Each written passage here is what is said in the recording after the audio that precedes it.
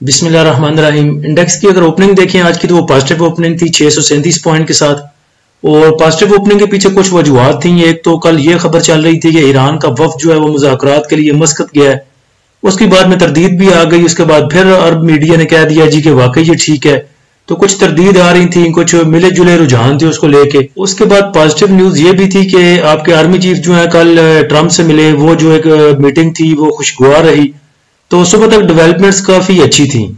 उसके बाद अगर देखें तो इंडेक्स ने आज जो हाई लगाया वो 1,21,745 का लगाया, जिधर इंडेक्स ने 1280 पॉइंट गेन किए थे। इंडेक्स के लो लेवल की बात करें तो वो 695 पॉइंट की कमी के साथ 1,19,770 पे रहा। क्लोजिंग की अगर बात करें तो वो 463 पॉइंट की कमी के साथ 1,20,002 पॉइंट पे रही। ओवरऑल वॉल्यूम की बात करें तो 134 मिलियन के वॉल्यूम ट्रेड हुए KSE 100 इंडेक्स में। ऑल शेयर वॉल्यूम की बात करें तो 598 मिलियन के वॉल्यूम ट्रेड हुए। टॉप एक्टिव स्टॉक में अगर देखें तो WTL में तीसरा चौथा दिन है आज। WTL टॉप एक्टिव स्टॉक में है आज। इसमें 64 मिलियन के वॉल्यूम ट्रेड हुए। उसके बाद साइड पे SSGC, PMI, PASL, KEL, PIA, IC, IBL, TPLP, Yousuf weaving mill और उसके बाद FCSC। इंट्राडे ट्रेडिंग की बात करें, स्कैल्पिंग की बात करें तो SSGC और SLGL अच्छी ट्रेडिंग डे में करवा रहे हैं। तकरीबन 1-2 रुपए की मूव दोनों दे रहे हैं। और टेक रिफाइनरी की अगर बात करें तो उसके पास सुबह ही प्री ओपन में ये नोटिफिकेशन उसका लग चुका था। रिफाइनरी अपग्रेडेशन की हवाले से खबर थी। उसकी वजह से ATL में कुछ मूव भी देखी, 10, 15, 20 रुपए की मूव भी देखी गई। लेकिन फिर बाद में जब इंडेक्स सस्टेन नहीं कर सका तो ATL की जो क्लोजिंग है वो भी माइनस में आई। तो यही चीज बहुत दफा पहले भी आपको बताई है कि कोई भी स्टॉक जितना भी मर्जी फंडामेंटल स्ट्रांग हो या कोई भी ऐसा हो, जब इंडेक्स सस्टेन नहीं करेगा, इंडेक्स में सेलिंग आएगी तो उसका प्रेशर तमाम ही स्टॉक्स में ऑलमोस्ट देखा जाएगा। उसके बाद BNL की बात करें तो ये 43 से लेके 63 तक कैपो कैप जा रहा है। और इसका जो है वो क्लैरिफिकेशन भी मांगी थी PSX ने बनी वालों से। तो एज यूजुअल जैसे कि सब जवाब देते हैं कि ये अनयूजुअल जो मूवमेंट है इसके साथ हमारा कोई लेना देना नहीं है। क्यों अवाम हमारे स्टॉक के पीछे पड़ी है, इससे हमारा कोई लेना देना नहीं, यही जवाब दिया है बनीज वालों ने। सिर्फ एक प्लांट लगने की न्यूज थी G1 में कि नया प्लांट ये ब्रेड बनाने का लगा रहे हैं। उसके अलावा कोई इसके पास खास न्यूज भी कोई नहीं। BNL की बात करें तो 43 से लेके 63 तक ये कैपो कैप चला गया और अभी भी ये अट्रैक्टिव लग रहा है, क्योंकि जब क्लोजिंग थी, क्लोजिंग पे भी तकरीबन 1-1.5 लाख का बायर इसमें था। तो जिन भाइयों को बहुत अट्रैक्टिव लग रहा है वो थोड़ा सा अवॉइड करें इसको, थोड़ी सी करेक्शन आने दें, थोड़ी डिप लेने दें। Top point contributor sector wise अगर देखें तो सबसे ज्यादा जो पॉइंट ऐड की वो कमर्शियल बैंक्स ने की है, तकरीबन 133 पॉइंट। और दूसरे नंबर पे oil and gas marketing companies रही। नेगेटिव साइड पे अगर देखें तो पावर जनरेशन 116 पॉइंट के साथ पहले नंबर पे। उसके बाद सीमेंट सेक्टर में आज गिरावट देखी गई। और उसके बाद ऑयल एंड गैस, एक्सप्लोरेशन कंपनियां, pharmaceutical, investment banks, fertiliser, automobile, textile, food. Top point contributor stock wise अगर देखें तो UBL ने सबसे ज्यादा पॉजिटिव पॉइंट ऐड किए, 80 पॉइंट।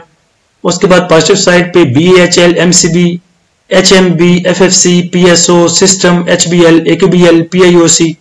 और नेगेटिव साइड पे अगर देखें तो पैक्जन पावर ने सबसे ज्यादा पॉइंट लूज किए और ये तीसरा चौथा सेशन है लगातार ये पॉइंट लूजर में पहले नंबर पे है। उसके बाद इफर्ट, एंग्रो, लक, मारी, MLCF, BAFL, PPL, PAEL, MTL, Glaxo, DG cement. और पॉइंट लूजर में देखें तो ज्यादा स्टॉक आपको सीमेंट सेक्टर के नजर आएंगे। कल सुबह अपने प्रीमियम ग्रुप में जो टॉपिक्स लगाए थे वो कल रात को आपको वीडियो में भी शेयर किए थे, जिसमें SSGC और उसके बाद SLGL का बताया था। आज दोनों वो परफॉर्म करते हुए नजर आए और तकरीबन वही सेम लेवल पे आज दोबारा परफॉर्म किए। आज सुबह जो टॉपिक्स लगाए थे अपने प्रीमियम ग्रुप में उसमें देखें तो MLCF का जिक्र किया था कि 81 तक इसकी बाइंग हो सकती है। उसके बाद दोबारा FFL को बताया था, तीसरे नंबर पे SLGL का और SSGC का। SSGC का आज रेजिस्टेंस लेवल आपको बताया था कि 45-30 को ये टच कर सकता है और आज अगर उसका आप हाई लेवल देखें तो बिल्कुल वही है। उसके बाद नेक्स्ट कल भी SSGC और SLGL में काम किया जा सकता है। ये दोनों डे ट्रेड के लिए अच्छे साबित हो रहे हैं। टाइमली इंट्राडे के लिए टॉपिक्स और स्विंग ट्रेड के लिए स्विंग ट्रेड सिग्नल हासिल करने के लिए आप हमारा प्रीमियम ग्रुप ज्वाइन कर सकते हैं।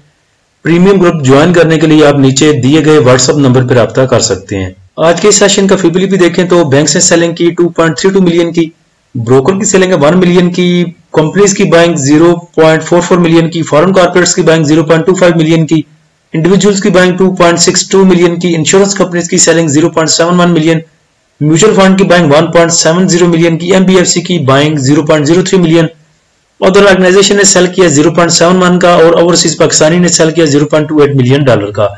आज अगर देखें तो वॉल्यूम बहुत ज्यादा नहीं थे मार्केट में, तो कुछ उस तरह से पार्टिसिपेशन भी नहीं रही होगी बाइंग सेलिंग में।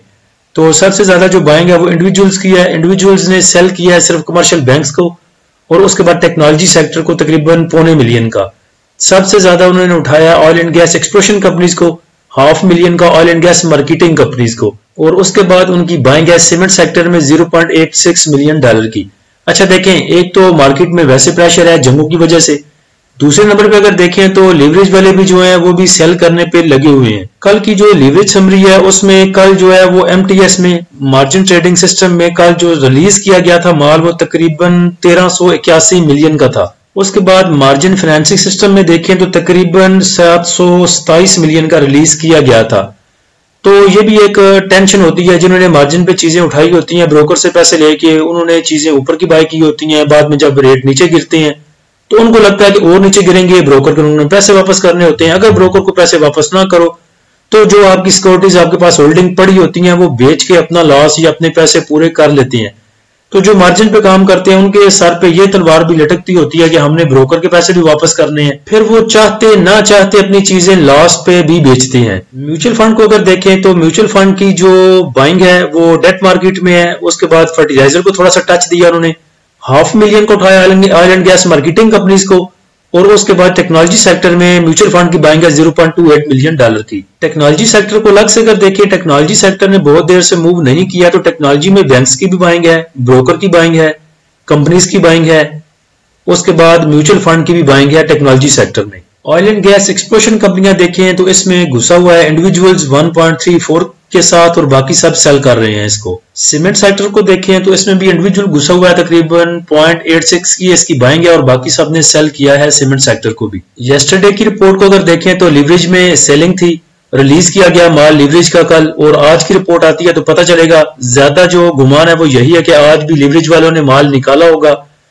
तो कल नेक्स्ट एक तो फ्राइडे है, उसके बाद अगला जो पूरा वीक है वो रोल ओवर वीक है। तो अगर कोई ईरान की और इसराइल की कुछ जंग बंदी की, कोई मुज़ाकरात की अच्छी खबर आती है या पाकिस्तान के इंटरनल में से कोई चीज अच्छी आती है तो उस पे लग रहा है कि आगे हमारा इंडेक्स जो है वो अच्छा परफॉर्म कर सकता है। एसएसजीसी को अगर देखें तो पिछले कुछ दिन से ये 43, 42, 42, 80, 43, 80 यहाँ पे अच्छी सपोर्ट बना चुका है, कह सकते हैं आप 43 की सपोर्ट। तो नेक्स्ट आगे मंडे इसकी बोर्ड मीटिंग भी है।